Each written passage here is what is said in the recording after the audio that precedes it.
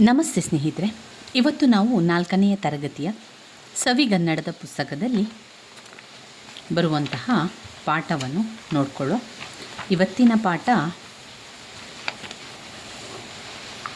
ಇವತ್ತಿನ ಪಾಠ ಅಜ್ಜಿಯ ತೋಟದಲ್ಲಿ ಒಂದು ದಿನ. ಪುಟ ಸಂಖ್ಯೆ 29 ತೆಗೆಯಿರಿ. ಪುಟ ಸಂಖ್ಯೆ 29ರಲ್ಲಿ ಅಜ್ಜಿಯ ತೋಟದಲ್ಲಿ ಒಂದು ದಿನ.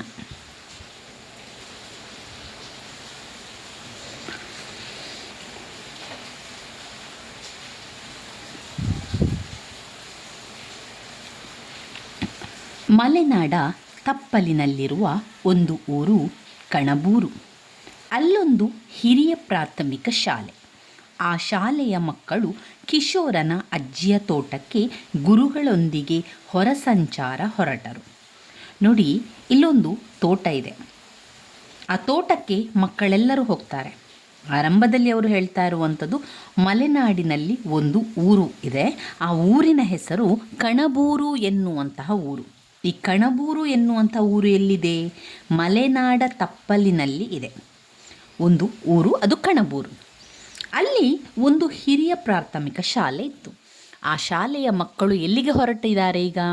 ಆ ಶಾಲೆಯ ಮಕ್ಕಳು ಕಿಶೋರನ ಅಜ್ಜಿಯ ತೋಟಕ್ಕೆ ಗುರುಗಳೊಂದಿಗೆ ಹೊರಸಂಚಾರವನ್ನು ಹೊರಟಿದ್ದಾರೆ. ಕಿಶೋರನ ಅಜ್ಜಿಯ ಮನೆ ಎಲ್ಲಿದೆ ಹಾಗಾದರೆ?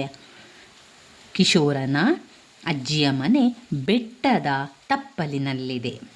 ಮನೆಯ ಹಿಂದಿನ ಗುಡ್ಡದಲ್ಲಿ ಗೇರು ಮರಗಳಿದೆ. ಈಗ ಅಜ್ಜಿಯ ತೋಟಕ್ಕೆ ಮಕ್ಕಳೆಲ್ಲ ಹೋಗ್ತಾ ಇದ್ದಾರೆ. ಯಾರ ಜೊತೆಗೆ ಹೋಗ್ತಾ ಇದ್ದಾರೆ?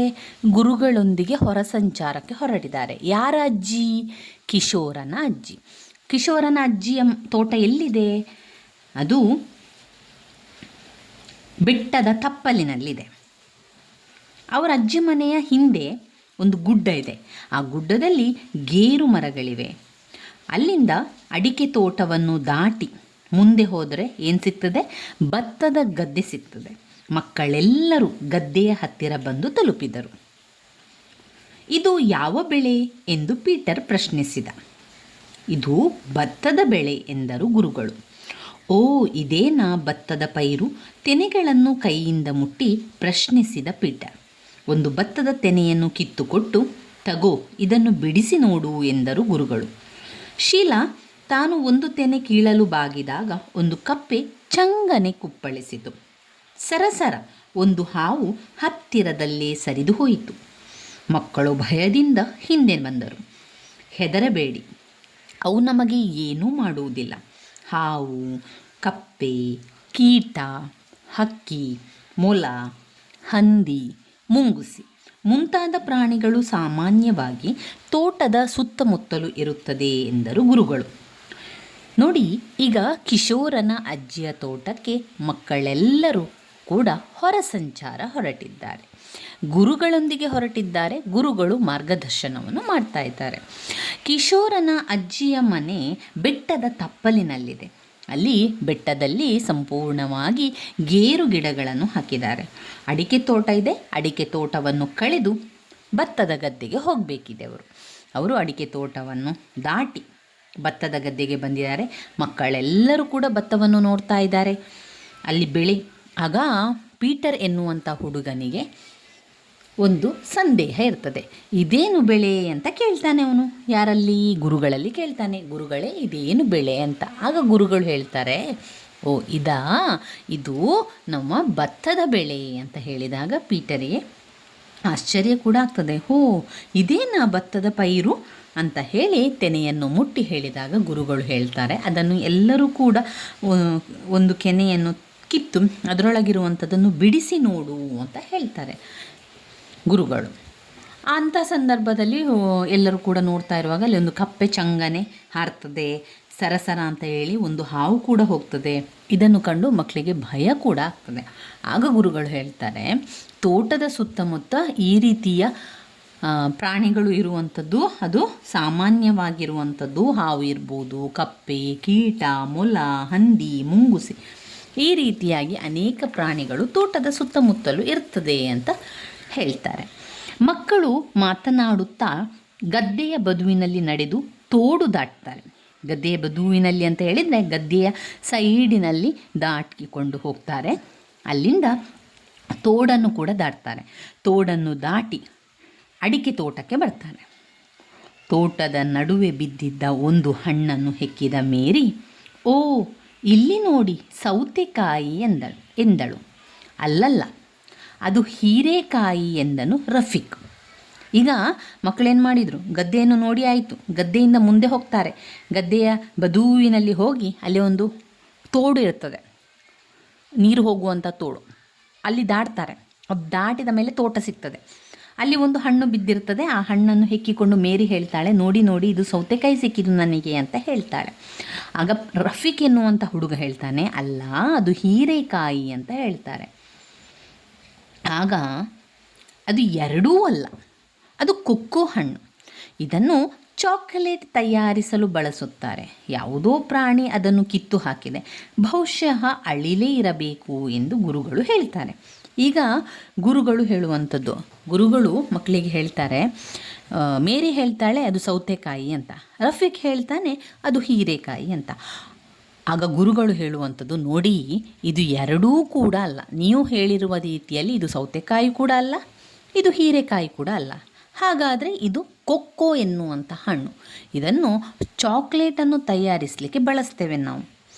ಇದನ್ನು ಯಾರೋ ಕಿತ್ತು ಹಾಕಿರ್ತಾರೆ, ಪ್ರಾಣಿ ಇರ್ಬೋದು, ಅದರಲ್ಲೂ ಕೂಡ ಅಳಿಲು ಈ ಒಂದು ಕೊಕ್ಕೋ ಹಣ್ಣನ್ನು ಕಿತ್ತಿರ್ಬೋದು ಅಂತ ಹೇಳ್ತಾರೆ ಗುರುಗಳು. ಅಷ್ಟರಲ್ಲಿ ಅಜ್ಜಿ ತೋಟದಲ್ಲಿ ಏನೋ ಮಾಡುತ್ತಿರುವುದನ್ನು ಕಂಡ ಮಕ್ಕಳು ಅಲ್ಲಿಗೆ ಓಡಿ ಹೋಗ್ತಾರೆ, ಅಜ್ಜಿ ಇರುವ ಜಾಗದಕ್ಕೆ ಹೋಗ್ತಾರೆ.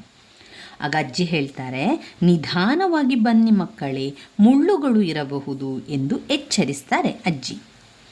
ಇದೇನು ಇಷ್ಟೊಂದು ಗುಂಡಿ ತೋಡಿದ್ದೀರಿ ಎಂದು ಮಹೇಶ ಪ್ರಶ್ನೆ ಮಾಡ್ತಾನೆ ಅಜ್ಜಿ ಹತ್ರ ಹೇಳ್ತಾನೆ ಅವನು, ಏನಜ್ಜಿ ಇದು ಇಷ್ಟೊಂದು ದೊಡ್ಡ ಗುಂಡಿಯನ್ನು ತೋಡಿದ್ದೀರಿ ಯಾಕೆ ಅಂತ ರೀತಿಯಲ್ಲಿ ಮಹೇಶ ಕೇಳ್ತಾನೆ. ನೀವೆಲ್ಲ ನಿಮ್ಮ ಕೈಯಾರೆ ಒಂದೊಂದು ಹಣ್ಣಿನ ಗಿಡ ಇದರಲ್ಲಿ ನೆಡಬೇಕು ಎಂದು ಅಜ್ಜಿ ಉತ್ತರಿಸ್ತಾಳೆ. ಅಜ್ಜಿ ತುಂಬಾ ಗುಂಡಿ ಮಾಡಿಟ್ಟಿರ್ತಾಳೆ. ಆಗ ಮಹೇಶ ಕೇಳ್ತಾನೆ, ಅಜ್ಜಿ ಯಾಕೆ ಇದು ಇಷ್ಟೊಂದು ಗುಂಡಿಯನ್ನು ಮಾಡಿಟ್ಟಿದ್ದೀರಿ ಅಂತ. ಆಗ ಅಜ್ಜಿ ಹೇಳ್ತಾಳೆ, ನೀವೆಲ್ಲ ಮಕ್ಕಳು ಸೇರಿ ಒಂದೊಂದು ಗುಂಡಿಗೆ ಒಂದೊಂದು ಹಣ್ಣಿನ ಗಿಡವನ್ನು ಇದರಲ್ಲಿ ನೆಡಬೇಕು ಅಂತ ಅಜ್ಜಿ ಉತ್ತರಿಸ್ತಾಳೆ. ಬೇಡಪ್ಪ, ನಮ್ಮ ಕೈ ಕೊಳೆಯಾಗುತ್ತದೆ, ನನ್ನ ಅಮ್ಮ ಬೈಯುತ್ತಾಳೆ ಎಂದಳು ಅಶ್ವಿನಿ ಎನ್ನುವಂಥ ಹುಡುಗಿ ಹೇಳ್ತಾಳೆ ಆ ಕ್ಷಣದಲ್ಲಿ, ಇಲ್ಲ ನಾನು ಮಾಡೋದಿಲ್ಲ, ನನಗೆ ಬೇಡ, ನನಗೆ ಕೈಯಲ್ಲಿ ಮಣ್ಣಾಗ್ತದೆ, ಕೈಯಲ್ಲಿ ಮಣ್ಣಾದರೆ ಅಮ್ಮ ಬೈತಾರೆ, ಅದಕ್ಕೋಸ್ಕರ ನಾನು ಮಾಡೋದಿಲ್ಲ ಅಂತ ಅಶ್ವಿನಿ ಹೇಳ್ತಾಳೆ. ಚೊಕ್ಕದ ಚಿಕ್ಕಮ್ಮ ಬಾರೆ ಎಂದು ತಮಾಷೆ ಮಾಡಿದ ಮಹಮ್ಮದ್ ಕೈ ಕೆಸರಾದರೆ ಬಾಯಿ ಮೊಸರು ಎಂದು ಹೇಳುತ್ತಾ ಒಂದು ಗಿಡ ತೆಗೆದುಕೊಂಡು ನೆಡಲು ಆರಂಭಿಸಿದನು. ಈಗ ಮಹಮ್ಮದ್ ಎನ್ನುವಂಥ ಹುಡುಗ ಅಶ್ವಿನಿ ಹೇಳಿದ ಮಾತಿಗೆ ಹೇಳ್ತಾನೆ, ಚೊಕ್ಕದ ಚಿಕ್ಕಮ್ಮ ಬಾರೆ ಅಂತ ತಮಾಷೆ ಕೂಡ ಮಾಡ್ತಾನೆ. ಅಂದರೆ ಚೊಕ್ಕದ ಚಿಕ್ಕಮ್ಮ ಬಾರೆ ಅಂತ ಹೇಳುವಂಥದ್ದು. ಆಗ ಮಹಮ್ಮದ್ ಹೇಳ್ತಾನೆ, ಕೈ ಕೆಸರಾದರೆ ಬಾಯಿ ಮೊಸರು ಅಂತ ಹೇಳಿ ಒಂದು ಗಿಡವನ್ನು ತೆಗೆದುಕೊಂಡು ಹೋಗಿ ಮಹಮ್ಮದ್ ಗಿಡವನ್ನು ನೆಡಲು ಆರಂಭಿಸ್ತಾನೆ. ಅಂತೆ ಎಲ್ಲ ಮಕ್ಕಳು ಕೂಡ ಒಂದೊಂದು ಗಿಡವನ್ನು ನೆಡ್ತಾ ಹೋಗ್ತಾರೆ. ಕೈ ತೊಳೆದು ಅಜ್ಜಿ ಕೊಟ್ಟ ಹಣ್ಣನ್ನು ತಿಂದು ಆಮೇಲೆ ಎಲ್ಲರೂ ಗಿಡವನ್ನು ನೆಟ್ಟ ಮೇಲೆ ಕೈ ತೊಳೆದುಕೊಂಡು ಬರ್ತಾರೆ. ಕೈ ತೊಳೆದುಕೊಂಡು ಬಂದ ಮೇಲೆ ಅಜ್ಜಿಯವರಿಗೆ ತಿನ್ನಲಿಕ್ಕೆ ಅಂತ ಹಣ್ಣನ್ನು ಕೊಡ್ತಾರೆ. ಮಕ್ಕಳು ಹಣ್ಣನ್ನು ತಿಂದು ತೋಟವನ್ನೆಲ್ಲ ಸುತ್ತಾಡಿದರು. ತೋಟದಲ್ಲಿದ್ದಂತಹ ಬಾಳೆ, ಅಡಿಕೆ, ತೆಂಗು, ಕಾಳುಮೆಣಸು, ಕಾಫಿ, ಏಲಕ್ಕಿ ಮೊದಲಾದ ಗಿಡಗಳನ್ನು ಕೂಡ ನೋಡ್ತಾರೆ. ಅವರು ಮಕ್ಕಳೆಲ್ಲರೂ ಕೂಡ ಎಲ್ಲ ಗಿಡವನ್ನು ನೋಡ್ತಾ ಹೋಗ್ತಾರೆ. ಅಜ್ಜಿ ಹಾವಿನ ಮರಿ ಎಂದು ಕಿರುಚಿದಳು ಶೀಲಾ. ಅವಳಿಗೆ ಒಂದು ಸಣ್ಣ ಹಾವಿನ ಮರಿ ಕಾಣುತ್ತದೆ. ಅಜ್ಜಿ ಇಲ್ಲೊಂದು ಹಾವಿನ ಮರಿ ಇದೆ ಅಂತ ಹೇಳಿ ಬೊಬ್ಬೆ ಹಾಕ್ತಾಳೆ ಶೀಲಾ. ಆಗ ಅಜ್ಜಿ ಹೇಳ್ತಾರೆ, ಅಜ್ಜಿ ನೋಡ್ತಾನೆ ಇರ್ತಾರೆ. ಆಗ ಗುರುಗಳು ಹೇಳ್ತಾರೆ, ಅದು ಹಾವಲ್ಲ, ಅದು ಎರೆಹುಳ. ಇದನ್ನು ರೈತನ ಮಿತ್ರ ಅಂತ ನಾವು ಕರಿತೇವೆ. ಇದರ ಸಹಾಯದಿಂದ ಎರೆಗೊಬ್ಬರವನ್ನು ತಯಾರಿಸುತ್ತಾರೆ ಎಂದರು ಗುರುಗಳು. ನಾವು ರಾಸಾಯನಿಕ ಗೊಬ್ಬರ ಬಳಸುವುದಿಲ್ಲ. ಎರೆಗೊಬ್ಬರ, ಹಟ್ಟಿಗೊಬ್ಬರ, ಕೋಳಿ ಗೊಬ್ಬರ ಮೊದಲಾದ ಸಾವಯವ ಗೊಬ್ಬರವನ್ನು ಬಳಸಿ ಉತ್ತಮ ಬೆಳೆಗಳನ್ನು ಬೆಳೆಸುತ್ತೇವೆ ಅಂತ ಹೇಳ್ತಾರೆ ಅಜ್ಜಿ. ಇಲ್ಲಿ ಶೀಲಾ ಎನ್ನುವಂತಹ ಹುಡುಗಿಗೆ ಒಂದು ಸಣ್ಣ ಹಾವಿನ ಮರಿಯ ರೀತಿಯಲ್ಲಿ ಕಾಣ್ತದೆ. ಅದು ನಿಜವಾಗಿ ಹಾವಿನ ಮರಿಯಲ್ಲ, ಅದು ಎರೆಹುಳ ಆಗಿರ್ತದೆ. ಅದು ಸಾವಯವದ ಗೊಬ್ಬರದಲ್ಲಿ ಬರುವಂಥದ್ದು. ಅದು ರೈತ ಮಿತ್ರ ಕೂಡ ಅಂತ ಹೇಳ್ತಾರೆ ಗುರುಗಳು. ಇದರ ಸಹಾಯದಿಂದ ಎರೆಗೊಬ್ಬರವನ್ನು ಕೂಡ ತಯಾರಿಸ್ತೇವೆ. ಅಜ್ಜಿ ಹೇಳ್ತಾರೆ ಅದಕ್ಕೆ, ಹೌದು, ನಾವು ನಮ್ಮ ತೋಟಕ್ಕೆ ರಾಸಾಯನಿಕಗಳ ಗೊಬ್ಬರವನ್ನು ಬಳಸುವುದಿಲ್ಲ, ನಾವೆಲ್ಲ ಕೂಡ ಸಾವಯವವಾದ ಗೊಬ್ಬರವನ್ನು ಬಳಸ್ತೇವೆ. ಎರೆಗೊಬ್ಬರ ಇರ್ಬೋದು, ಹಟ್ಟಿ ಗೊಬ್ಬರ ಇರ್ಬೋದು, ಕೋಳಿ ಗೊಬ್ಬರ, ಇದನ್ನೇ ನಾವು ಬಳಸುವಂಥದ್ದು ಅಂತ ಹೇಳ್ತಾರೆ ಅಜ್ಜಿ. ಎಲ್ಲವನ್ನು ಗಮನಿಸುತ್ತಿದ್ದ ಶರಣಪ್ಪ, ಸರ್, ನಮ್ಮ ಊರು ಬಳ್ಳಾರಿ, ಅಲ್ಲಿ ಜೋಳ, ಮೆಣಸು, ಶೇಂಗಾ ಮತ್ತು ತೊಗರಿಯನ್ನು ಬೆಳೆಯುತ್ತಾರೆ ಅಂತ ಯಾರು ಹೇಳ್ತಾರೆ? ಶರಣಪ್ಪ ಎನ್ನುವಂತಹ ಹುಡುಗ ಹೇಳ್ತಾನೆ. ಹೌದು, ಮಣ್ಣಿನ ಗುಣ ಮತ್ತು ಹವಾಮಾನಕ್ಕೆ ಅನುಗುಣವಾಗಿ ಬೇರೆ ಬೇರೆ ಬೆಳೆಗಳನ್ನು ಬೆಳೆಯುತ್ತಾರೆ ಅಂತ ಶಿಕ್ಷಕರು ಹೇಳ್ತಾರೆ. ಇನ್ನು ನಮ್ಮ ಊರು ಪಶ್ಚಿಮ ಘಟ್ಟದ ತಪ್ಪಲಿನಲ್ಲಿದೆ. ಬೆಟ್ಟಗುಡ್ಡ ಮರಗಳಿಂದ ಕೂಡಿರುವ ಪ್ರದೇಶವಾದುದರಿಂದ ಅಲ್ಲಿ ಹೇರಳವಾಗಿ ಮಳೆ ಕೂಡ ಬೀಳ್ತದೆ. ಆದುದರಿಂದ ಹೆಚ್ಚು ನೀರು ಬೇಕಾದ ಬೆಳೆಗಳನ್ನು ನಾವು ಬೆಳೆಸುತ್ತೇವೆ. ನಿಮ್ಮ ಊರಿನ ಕಡೆ ಮಳೆ ಕಡಿಮೆ ಬೀಳುವುದರಿಂದ ಈ ಬೆಳೆಗಳನ್ನು ಬೆಳೆಯುತ್ತಾರೆ ಎಂದರು ಅಜ್ಜಿ.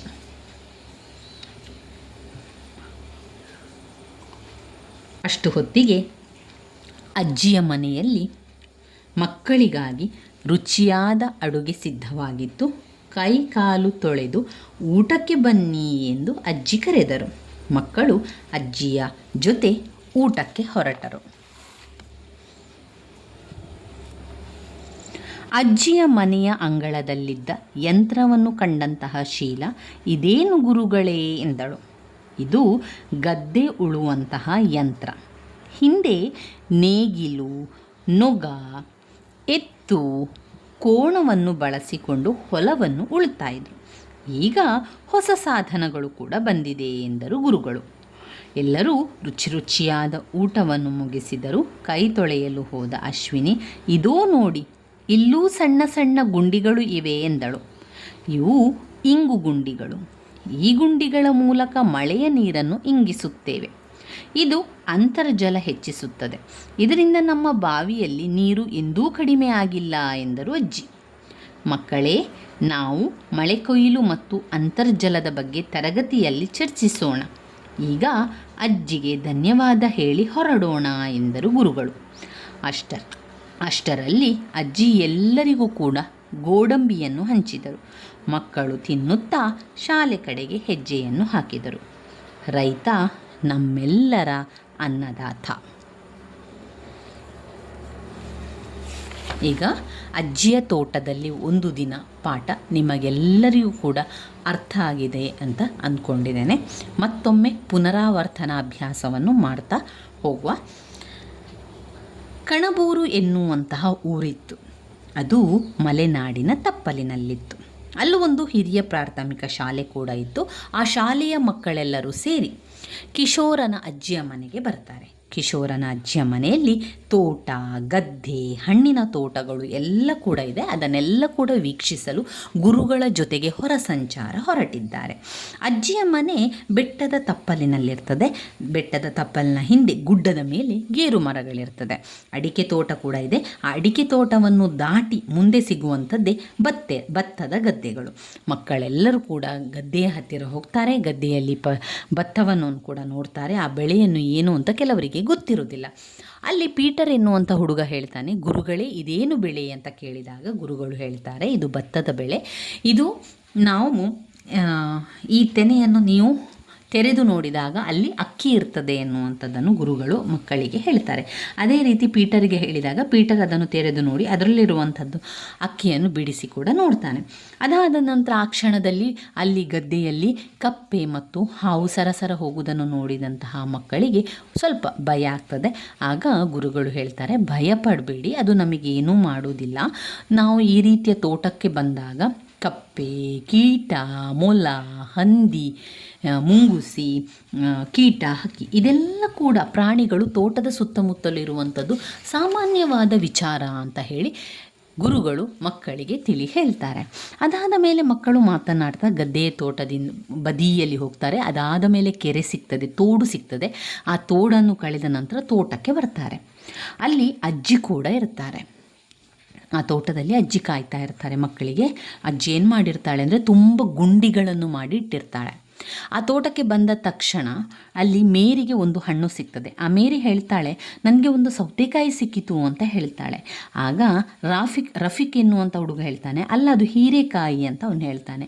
ಆದರೆ ಎರಡು ಉತ್ತರ ಕೂಡ ತಪ್ಪಾಗಿರ್ತದೆ. ಅವರು ಊಹಿಸಿದಂತಹ ಸೌತೆಕಾಯಿ ಕೂಡ ಅದಾಗಿರುವುದಿಲ್ಲ, ಹೀರೆಕಾಯಿ ಕೂಡ ಅದಾಗಿರುವುದಿಲ್ಲ, ಮೇರಿ ಮತ್ತು ರಫೀಕ್ ಹೇಳಿರುವಂಥದ್ದು.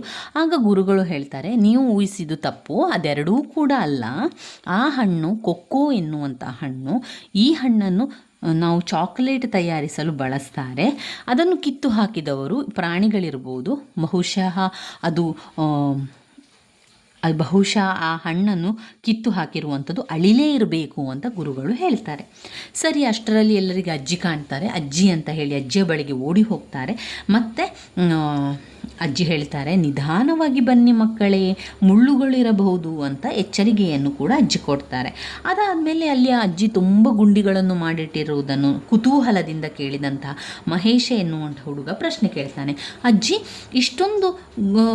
ಇಷ್ಟೊಂದು ಗುಂಡಿಯನ್ನು ಮಾಡಿದಿರಲ್ಲ, ಯಾಕೆ ಇದೆಲ್ಲ ಮಾಡಿದ್ದೀರಿ ಅಂತ ಕೇಳಿದಾಗ ಅಜ್ಜಿ ಹೇಳ್ತಾರೆ, ನಿಮ್ಮೆಲ್ಲರ ಕೈಯ ಮುಖಾಂತರ ನಾನು ಹಣ್ಣಿನ ಗಿಡವನ್ನು ನಡೆಸುವ ಅಂತ ಹೇಳಿ ನಿಮ್ಮೆಲ್ಲರ ಕೈಯಿಂದ ಒಂದೊಂದು ಹಣ್ಣಿನ ಗಿಡದಲ್ಲಿ ನೆಡಬೇಕು ಅಂತ ಅಜ್ಜಿ ಉತ್ತರಿಸ್ತಾರೆ. ಆಗ ಯಾರು ನಮ್ಮ ಅಶ್ವಿನಿ ಎನ್ನುವಂಥ ಹುಡುಗಿ ಹೇಳ್ತಾಳೆ, ಬೇಡಪ್ಪ, ನನ್ನ ಕೈಯಲ್ಲಿ ಮಣ್ಣಾಗ್ತದೆ, ಮಣ್ಣಾದರೆ ನನ್ನ ಅಮ್ಮ ಬೈತಾಳೆ, ನಾನು ಮುಟ್ಟುವುದಿಲ್ಲ ಅಂತ ಹೇಳ್ತಾಳೆ. ಅದಕ್ಕೆ ಮಹಮ್ಮದ್ ಎನ್ನುವಂಥ ಹುಡುಗ ತಮಾಷೆ ಕೂಡ ಮಾಡ್ತಾನೆ, ಚೊಕ್ಕದ ಚಿಕ್ಕಮ್ಮ ಬಾರಿ ಅಂತ ತಮಾಷೆ ಕೂಡ ಮಾಡ್ತಾನೆ. ಆಗ ಅವನು ಹೇಳ್ತಾನೆ, ಮಹಮ್ಮದ್, ಕೈ ಕೆಸರಾದರೆ ಬಾಯಿ ಮೊಸರಲ್ವೇ, ಅದರಿಂದ ಗಿಡ ನೆಡುವ ಅಂತ ಹೇಳಿ ಅವನು ಗಿಡವನ್ನು ನೆಡಲು ಆರಂಭಿಸ್ತಾರೆ. ಅದೇ ರೀತಿ ಎಲ್ಲ ಮಕ್ಕಳು ಕೂಡ ಒಂದೊಂದು ಗಿಡವನ್ನು ನೆಡ್ತಾರೆ. ನಂತರ ಎಲ್ಲರೂ ಕೂಡ ಕೈ ತೊಳಿರಿ ಅಂತ ಅಜ್ಜಿ ಹೇಳ್ತಾರೆ. ಎಲ್ಲರೂ ಕೈ ತೊಳೆದು ಬಂದು ಅಜ್ಜಿ ಏನು ಮಾಡ್ತಾರೆ, ಅವರಿಗೆಲ್ಲರಿಗೂ ಕೂಡ ತಿನ್ನಲಿಕ್ಕೆ ಹಣ್ಣನ್ನು ಕೂಡ ಕೊಡ್ತಾರೆ. ತೋಟ ಎಲ್ಲ ಸುತ್ತಾಡಿ ಬರ್ತಾರೆ.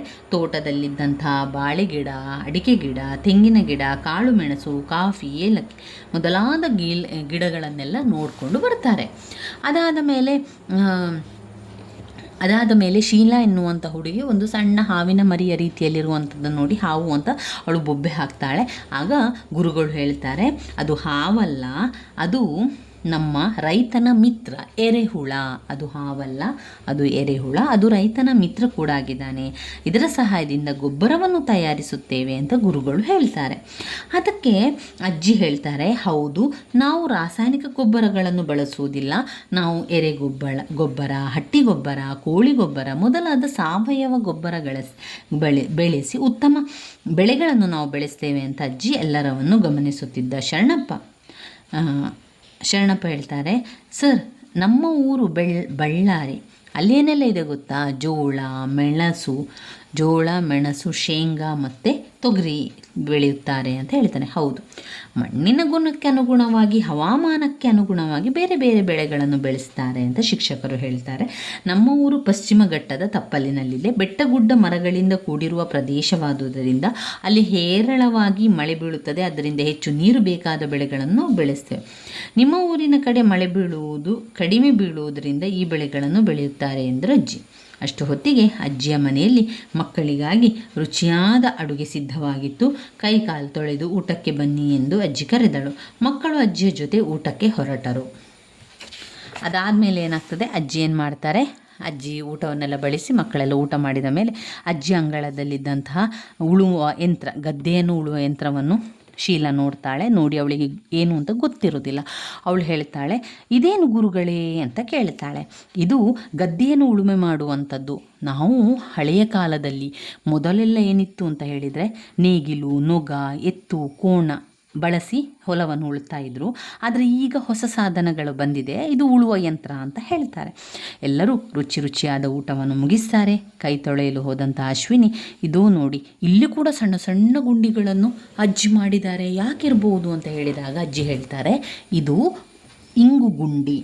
ಇದು ನೀರನ್ನು ಹೆಚ್ಚಿಸಲಿಕ್ಕೆ, ಮಳೆ ನೀರನ್ನೆಲ್ಲ ಈ ಇಂಗುಗುಂಡಿಗೆ ಇಂಗಿಸ್ತೇವೆ. ಇದರಿಂದ ಏನಾಗ್ತದೆ, ನಮ್ಮ ಅಂತರ್ಜಲ ಹೆಚ್ಚಾಗಿ ನಮ್ಮ ಬಾವಿಯ ನೀರು ಎಂದೂ ಕಡಿಮೆ ಆಗಲಿಲ್ಲ ಈ ರೀತಿ ಮಾಡಿ ಅಂತ ಹೇಳ್ತಾರೆ ಅಜ್ಜಿ. ಆಗ ಗುರುಗಳು ಹೇಳ್ತಾರೆ, ಸರಿ ಮಕ್ಕಳೇ, ನಾವು ಮಳೆ ಕೊಯ್ಲಿನ ಬಗ್ಗೆ, ಅಂತರ್ಜಲದ ಬಗ್ಗೆ ತರಗತಿಯಲ್ಲಿ ಚರ್ಚೆ ಮಾಡುವ, ಈಗ ಅಜ್ಜಿಗೆ ಒಂದು ಧನ್ಯವಾದ ಹೇಳಿ ಹೊರಡೋಣ ಅಂತ ಗುರುಗಳು ಹೇಳ್ತಾರೆ. ಅಷ್ಟರಲ್ಲಿ ಅಜ್ಜಿ ಎಲ್ಲರಿಗೂ ಕೂಡ ಗೋಡಂಬಿಯನ್ನು ಹಂಚ್ತಾರೆ. ಮಕ್ಕಳು ತಿನ್ನುತ್ತಾ ಶಾಲೆ ಕಡೆಗೆ ಹೆಜ್ಜೆಯನ್ನು ಕೂಡ ಹಾಕ್ತಾರೆ. ಅಜ್ಜಿಯ ತೋಟದಲ್ಲಿ ಒಂದು ದಿನ ಪಾಠದ ಪದಗಳ ಅರ್ಥ: ಧನ್ಯವಾದ ಅಂತ ಹೇಳಿದರೆ ಕೃತಜ್ಞತೆಯನ್ನು ಅರ್ಪಿಸುವುದು, ಚರ್ಚಿಸು, ವಾದ ಮಾಡು, ವಿಶಾಲ ಅಂದರೆ ವಿಸ್ತಾರ, ಪ್ರಕೃತಿ ನಿಸರ್ಗ, ವಿಧಾನ ರೀತಿ, ಹೆಕ್ಕು ಆರಿಸು, ಹಬ್ಬು ಹರಡು, ತೋಡು ಅಗಿ. ಟಿಪ್ಪಣಿ ನೋಡಿದರೆ ಪಶ್ಚಿಮ ಘಟ್ಟಗಳಿಂದ ಕೂಡಿದ ಕರ್ನಾಟಕದ ಭೂಭಾಗವನ್ನು ಏನು ಹೇಳ್ತೇವೆ? ಮಲೆ ನಾಡು. ತೆನೆ ಕೊಡುವ ಬೆಳೆ ಪೈರು. ನೇಗಿಲನ್ನು ಎಳೆಯಲು ಎತ್ತಿನ ಕತ್ತಿಗೆ ಇಡುವ ಉದ್ದವಾದ ಮರದ ದಿಂಡು ನೊಗ. ಭೂಮಿಯನ್ನು ಉಳುವ ಸಾಧನ ನೇಗಿಲು. ಕೆಲಸ ಮಾಡುವ ಸಾಧನ ಯಂತ್ರ. ಅತ್ಯಂತ ಚಿಕ್ಕದಾಗಿರುವಂಥದ್ದು ಸೂಕ್ಷ್ಮ. ತೋಟವನ್ನು ಬೆಳೆಸುವುದು ತೋಟಗಾರಿಕೆ. ಭೂಮಿಯೊಳಗಿನ ನೀರು ಅಂತರ್ಜಲ. ಹೊಲಗದ್ದೆಗಳ ಅಂಚಿನಲ್ಲಿ ರಚಿಸಿದ ಮಣ್ಣಿನ ದಂಡೆ ಬದು. ನೀರು ತುಂಬಿದ ತಗ್ಗು ಪ್ರದೇಶ ಹೊಂಡ. ಇವಿಷ್ಟು ಟಿಪ್ಪಣಿ ಆಯಿತು. ಇನ್ನು ಪ್ರಶ್ನೋತ್ತರಗಳೆಲ್ಲ ಬರ್ತದೆ. ಪ್ರಶ್ನೋತ್ತರಗಳು ಒಂದು ವಾಕ್ಯದಲ್ಲಿ ಉತ್ತರಿಸಲಿಕ್ಕೆ, 2-3 ವಾಕ್ಯದಲ್ಲಿ ಉತ್ತರಿಸಲಿಕ್ಕೆ, ಹಾಗೆಯೇ ಬಿಟ್ಟ ಸ್ಥಳಗಳು, ಹೊಂದಿಸಿ ಬರೆಯುವಂಥದ್ದು, ಸ್ವಂತ ವಾಕ್ಯ, ಕೂಡಿಸಿ ಬರೆಯುವಂಥದ್ದು, ಗುಂಪಿಗೆ ಸೇರದ ಪದ, ಆಡೋಣ ಬಾ ಅನುಕರಣೆ ಆಟ. ಈ ರೀತಿಯಾಗಿ ಇದರಲ್ಲಿ ತುಂಬಾ ಚಟುವಟಿಕೆಗಳು ಕೂಡ ಇದೆ. ಮುಂದಿನ ವಿಡಿಯೋದಲ್ಲಿ ನಾವು ಅಜ್ಜಿಯ ತೋಟದಲ್ಲಿ ಒಂದು ದಿನ ಪಾಠದಲ್ಲಿ ಬರುವಂತಹ ಪ್ರಶ್ನೋತ್ತರಗಳನ್ನು, ಚಟುವಟಿಕೆಗಳನ್ನು ಎಲ್ಲವನ್ನು ಕೂಡ ತಿಳ್ಕೊಳ್ಳುವ ಸ್ನೇಹಿತರೆ. ನನ್ನ ವಿಡಿಯೋಸ್ ಎಲ್ಲ ನಿಮಗೆ ಇಷ್ಟ ಆಗಿದ್ದರೆ ಲೈಕ್ ಕೊಡಿ, ಶೇರ್ ಮಾಡಿ, ಸಬ್ಸ್ಕ್ರೈಬ್ ಮಾಡಲಿಕ್ಕೆ ಮರಿಬೇಡಿ. ಧನ್ಯವಾದಗಳು.